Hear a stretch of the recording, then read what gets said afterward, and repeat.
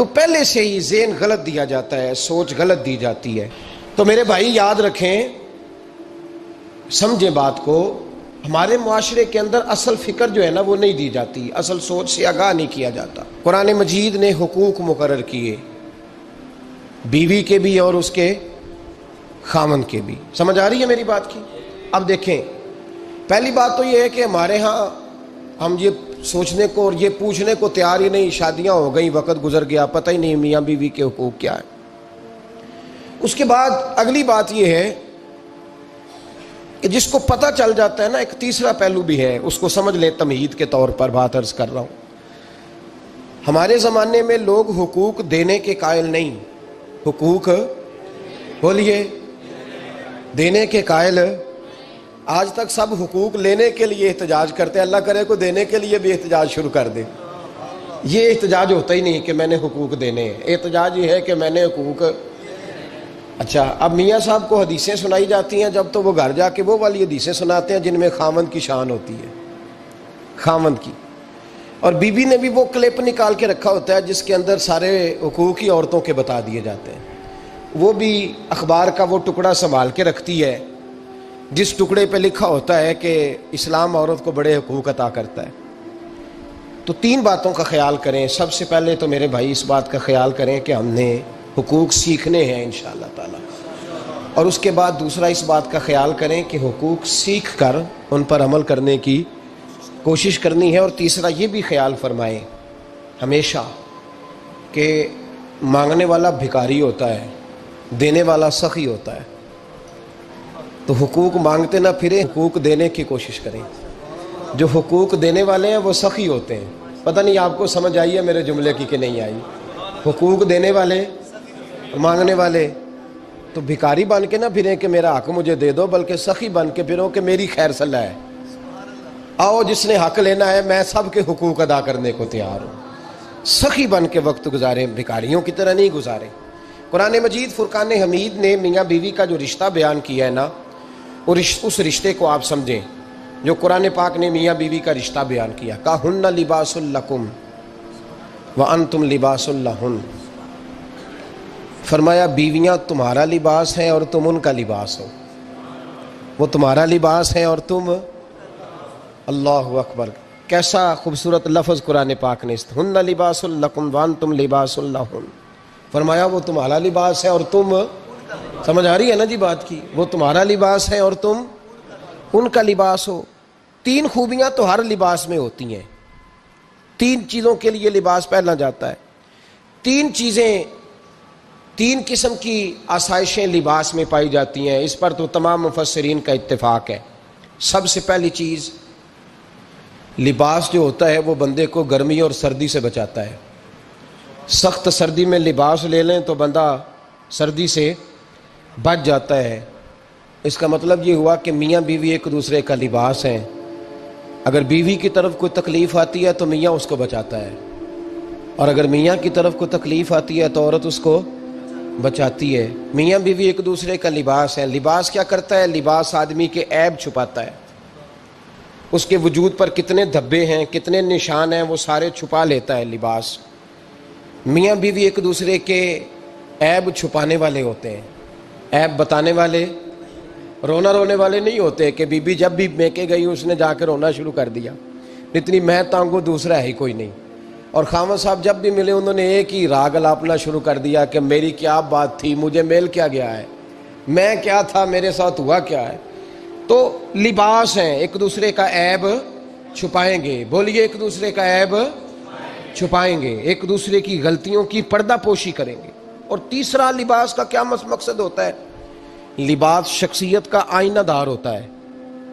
لباس آدمی کی اچھی اور خوبصورت طبیعت کا حصہ ہوتا ہے۔ جو لباس ہوتا ہے وہ انسان کو زینت بخشتا ہے، خوبصورت کر دیتا ہے۔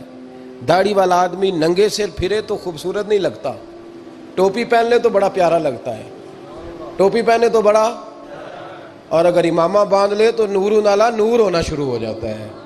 اللہ کرے آپ خوش ہو جائیں، آمین تو کہہ دیں، اور اللہ کرے فجر کی نماز آپ امامہ باندھ کے پڑھ لیں، آمین تو کہیں۔ چلو کوئی جنہ دی داڑھی نہیں انہوں نے رکھنی چاہیے، جنہ دی نہیں انہوں نے موضوع نہیں تھا پر ہماری بھی مجبوری ہے، داڑھی آ ہی جاتی ہے، ہر موضوع میں شامل ہو جاتی، رکھنی چاہیے۔ سب یاد رکھیں، لباس آدمی کو زینت دیتا ہے۔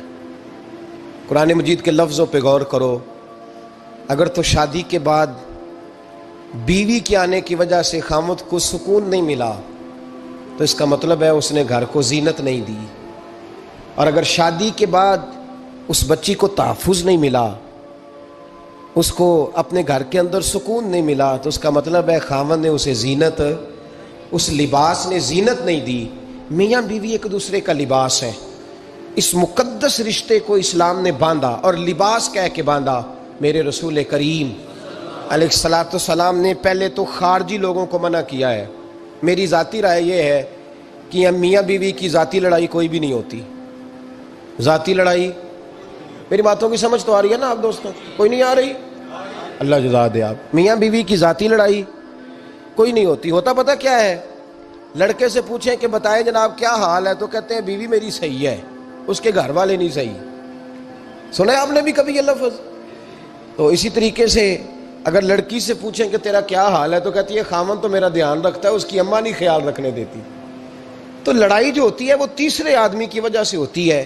تیری اماں آئی تھی تو اس طرح کہہ گئی، تو تیرا بھائی آ گیا تھا تو وہ یہ کہہ گیا، تیسرے فرد کی وجہ سے۔ میرے نبی کریم علیہ الصلوۃ والسلام نے تیسرے بندے کو سمجھایا ہے، تیسرے فرد کو حضور نے سمجھایا ہے۔ نبی پاک علیہ الصلوۃ والسلام نے فرمایا خبردار، ماں، بھائی، بیٹا، باپ سارے لحاظ کریں، بسنے دیں میاں بیوی کو۔ اگر شادی کر دیا تو ان کو سکون سے رہنے دو۔ تم دو جملے کہہ کے چلے گئے، کوئی عیب نکال کے جو چھپا ہوا تھا خاوند کی نظر میں وہ نکال کے بتا دیا کہ تیری بیوی یہ کام بھی کرتی ہے، اب تم تو ہٹ گئے وہ بات کہہ کے، اب انہوں نے اکٹھے رہنا ہے، ان کی زندگی مصیبت کا شکار ہو گئی، آزمائش میں آ گئے وہ دونوں، ساری زندگی کڑتے رہے۔ ایک عیب نکال کے لڑکی کے گھر والے لڑکے کا اسے بتا کے چلے گئے تیرے خامد میں یہ عیب پایا جاتا ہے، وہ ساری زندگی کڑتے رہیں گے، تکلیف میں رہیں گے، انہوں نے تو اکٹھے رہنا ہے۔ بتانے والا چلا گیا۔ میرے رسول کریم صلی اللہ علیہ وسلم فرماتے ہیں لعنتی ہے وہ شخص، لعنتی ہے وہ شخص۔ یا رسول اللہ کون سا؟ فرمایا جو بیوی کو مرد کے خلاف اکساتا ہے اور مرد کو بیوی کے خلاف اکساتا ہے، وہ لعنتی ہے، ملعون ہے، رحمت الہی سے دور ہے وہ شخص۔ انہیں قریب کرنے کی کوشش کر، تو ان کے اندر محبت پیدا کرنے کی کوشش کر۔ میرے نبی کریم علیہ الصلوۃ والسلام نے جب حضرت سیدہ فاطمہ الزہرا رضی اللہ تعالی عنہا اور جناب سیدنا علی المرتضیٰ رضی اللہ تعالی عنہ کی شادی کی تو نبی پاک نے دونوں کے سر جوڑے اور دونوں کے درمیان محبت کی دعا فرمائی، دونوں کے درمیان محبت کی دعا فرمائی۔ اور نبی پاک صلی اللہ علیہ وسلم حضرت فاطمہ کے سامنے جناب علی کے فضائل بیان فرماتے، اور جناب علی آتے تو نبی پاک فرماتے فاطمہ تو میرے وجود کا حصہ ہے، وہ تو میرے جگر کا ٹکڑا ہے۔ تو ان دونوں کے درمیان الفت پیدا، یہ سب سے پہلے تو خارجی لوگ اس بات کا خیال کریں، سب سے پہلے تو خارجی لوگ خیال کریں، توجہ دیں، ان کو بکھرنے سے بچائیں۔ اب میاں بیوی بھی سمجھ لیں کہ ہماری ذمہ داریاں کیا ہیں۔ مسند امام احمد بن حنبل میں حضرت ابو درداء رضی اللہ تعالیٰ عنہ سے حدیث مروی ہے، نبی کریم صلی اللہ علیہ وسلم کی بارگاہ میں ایک خاتون نے آ کے عرض کیا یا رسول اللہ صلی اللہ علیہ وسلم مجھے بتلائیے خاوند کا حق کیا ہے۔ یہ جو حدیث سنانے لگا ہوں نا، یہ بیٹی کو سنانی ہے، جا کے یہ ٹیلی فون کر کے بہن کو سنانی ہے، صرف بیوی کو سنانے کی نہیں ہوتی یہ چیزیں۔ یہ حدیث بیٹی کو سمجھائیں، بہن کو سمجھائیں، ان لوگوں کو سمجھائیں تاکہ، اور یہ یاد رکھیں خاوند کے حقوق، خاوند کے حقوق اگر بچی کے گھر والے اسے سکھائیں نا تو اس کی سمجھ میں جلدی آ جائیں گے، اور بیوی کے حقوق اگر خاوند کے گھر والے اس کو سمجھائیں تو اس کی سمجھ میں بات جلدی آئے گی، وہ خیر خواہ سمجھتے ہیں اپنے رشتہ داروں۔ یہ والی حدیثیں ان لوگوں کو سنانی چاہیے جن لوگوں کا بچہ ہے یا بچی ہے، متعلقہ آدمی حقوق بیان کرے۔ جب متبادل چیز کسی کے سامنے آتی ہے تو وہ کئی دفعہ سمجھتے ہیں کہ خلوص اس میں پورا نہیں پایا جاتا۔ حضرت ابو درداء رضی اللہ تعالیٰ عنہ فرماتے ہیں ایک خاتون حضور کی بارگاہ میں آئی، عرض کرنے لگی یا رسول اللہ صلی اللہ علیہ وسلم میں نکاح کرنا چاہتی ہوں، شادی کرنا چاہتی ہوں، مجھے بتلائیے خاوند کا حق کیا ہے، اگر تو میں ادا کر سکتی ہوں تو میں نکاح کروں ورنہ میں اس کام سے بچوں۔ میرے نبی کریم علیہ الصلوۃ والسلام نے فرمایا بی بی اگر خاوند کے ناک سے رینٹ نکلے، ریشہ نکلے پیپ بہے اس کی ناک سے اور بیوی اپنی زبان سے وہ صاف کر دے تو پھر بھی اس کا حق ادا نہیں ہوتا۔ حضرت ابو دردہ کہتے ہیں آنکھ کھول کے اس عورت نے دیکھا تو میرے نبی پاک نے اگلے جملے ارشاد فرمائے، حضور نے فرمایا تو ان باتوں میں حیرت کر رہی ہے، میں اگر خدا کے علاوہ کسی کو سجدے کا حکم دیتا تو میں عورت کو کہتا اپنے خاوند کو سجدہ کرے۔